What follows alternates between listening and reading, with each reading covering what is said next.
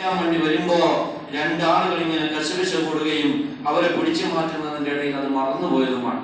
എങ്കിലും അല്ലാഹുവിന്റെ റസൂൽ കുറെ അടിയാറെന്ന് പറഞ്ഞിട്ടുണ്ട്. അത് അവസാനത്തെ 10 ഒറ്റ രാവുകളിലാണെന്ന് പറഞ്ഞിട്ടുണ്ട്. പണ്ഡിതന്മാരൊക്കെ ബലമായ അഭിപ്രായം അത് 27 രാവിലാണെന്നുണ്ടെങ്കിലും പക്ഷെ ചിലപ്പോൾ ഇന്ന് സംഭവിക്കാം. അല്ലാഹു അതാണെങ്കിൽ അത് നമ്മളെ പിടിച്ചു തെരുമാറാകട്ടെ. പ്രത്യേകമായി ശ്രദ്ധിക്കേണ്ടത് പരിശുദ്ധമായ റമദാനിലെ ആ പവിത്രമായ 27 അതിന്റെ പവിത്രമായ ലൈലത്തുൽ ഖദ്ർ കിട്ടാത്തവർ 4 വിഭാഗം ആളുകളുണ്ട്. പ്രിയപ്പെട്ട മോമിനുകളെ, നമ്മളതിൽ പെട്ടുപോകാൻ പാടില്ല. ഇന്ന് വന്ന ആളുകൾ കുറെ ആളുകളോടൊക്കെ ഇന്ന് വരാൻ വേണ്ടി പറഞ്ഞുകൊണ്ടാണ് കുറച്ച് കുട്ടികൾക്കൊക്കെ പിന്നെ നമ്മളൊന്നും വിചാരിക്കരുത്. +1 പരീക്ഷ ഉണ്ട്, +1 പരീക്ഷ ഉണ്ട്, മറ്റുള്ള പിന്നെ SSLC പരീക്ഷ ഉണ്ട്, മറ്റുള്ള ക്ലാസ്സുകളൊക്കെ പരീക്ഷ ഉണ്ട്.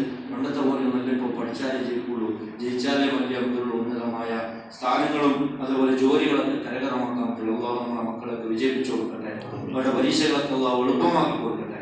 അപ്പോൾ അവർ വരാത്തതിൽ നമ്മൾ സങ്കടപ്പെടാൻ, എന്നാൽ വേറെ കുറെ ആൾക്കാർ വരാത്തുണ്ട്. ഈ 27 രാവിലെ ലൈലത്തുൽ ഖദ്ർ പ്രതീക്ഷിക്കുന്ന നമ്മൾ എവിടെയും പോകരുത്. നമ്മളെ എവിടെയും പോകരുത്. നമ്മളെ